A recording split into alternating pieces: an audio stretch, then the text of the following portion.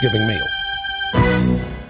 You're kidding me. Obama has an official Thanksgiving proclamation? Obama has an official Thanksgiving proclamation. I'm going to read George Washington's 1789 Thanksgiving proclamation today. I've just been told that Obama has one. And here's how his begins.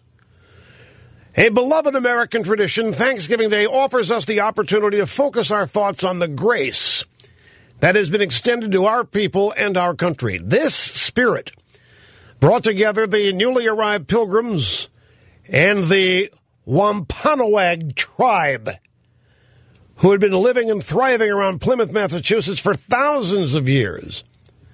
In an autumn harvest feast centuries ago, this Thanksgiving Day, we reflect on the compassion and contributions of Native Americans whose skill in agriculture helped the early economists and colonists survive, and whose rich culture continues to add to our nation's heritage at their casinos and on their reservations. I added the last. He didn't say casinos and reservations. We also pause our normal pursuits on this day and join in a spirit of fellowship and gratitude for the year's bounties and blessings. He also mentions Washington's proclamation in passing. Amidst the uncertainty of a fledgling experiment in democracy, President George Washington declared the first Thanksgiving in America, recounting the blessings of tranquility, union, and plenty that shined upon our country. I am not making this up. The myth of the first Thanksgiving, Obama is cementing it in stone here. This Thanksgiving Day, we reflect on the compassion and contributions of Native Americans whose skill in this has got to be a parody. Somebody is toying with me. Somebody is seeing if they can get one past me. Somebody's trying to take advantage of me being not as focused on the day before Thanksgiving and falling for this prank. Because somebody has sent me supposedly the presidential Thanksgiving proclamation written by Obama. It actually says, this Thanksgiving Day, we reflect on the compassion and contributions of Native Americans whose skill in agriculture helped the early colonists survive and whose rich culture continues to add to our nation's heritage. This spirit, brought together by the newly arrived pilgrims and the Wampanoag tribe, who had been living and thriving around Plymouth for thousands of years. So we were the invaders. The Indians are minding their own business. We were incompetent idiots. We didn't know how to feed ourselves, so they came along and showed us how, and that's what Thanksgiving is all about. Now, he says nothing about the Constitution in his Thanksgiving proclamation because he's got a problem with it. He also says this harvest season, we are also reminded of those experiencing the pangs of hunger or the hardship of economic insecurity.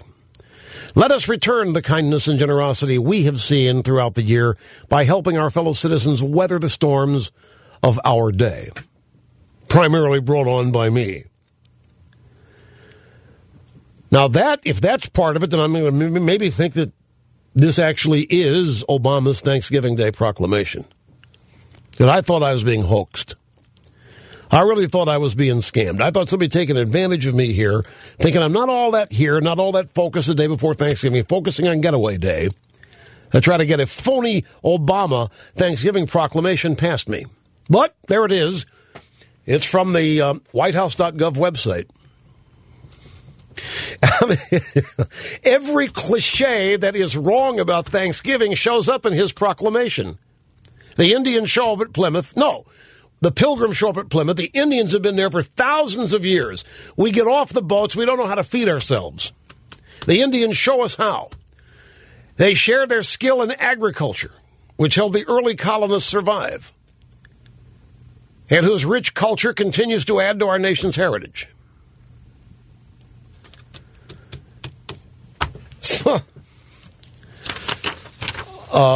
Is it possible he believes it? I have no doubt that he believes it. And even if he doesn't believe it, he wants wants everybody else to believe it.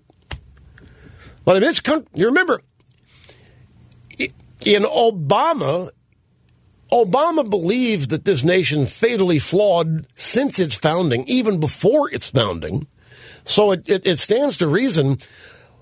Well, I know a lot of people did not hear the true story of Thanksgiving until I wrote it in my book in the early 90s.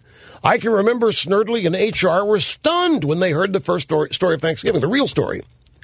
Because we'd all been taught a variation of the Indian saved us. We had to draw pictures of it in school. That's exactly right. And art projects of the Indians saving us. So, anyway, I have George Washington's original proclamation here. And we'll share that with you as the program unfolds. 3 environmental groups have sued the EPA. Did it yesterday to force the EPA to prevent lead poisoning of wildlife from spent ammunition and lost fishing tackle. The lawsuit was filed in U.S. District Court by the Center for Biological Diversity, Public Employees for Environmental Responsibility, and the hunters group Project Gut Pile. It comes after the EPA denied their petition to ban lead ammunition and lead fishing tackle, which the group says kill 10 million to 20 million birds and other animals a year by lead poisoning. 10 to 20 million birds and other animals a year dead from lead poisoning. Have you seen the bodies? Have you ever seen the body of a dead pelican that died of natural causes? When you're traversing the woods, do you see the dead body of a bird?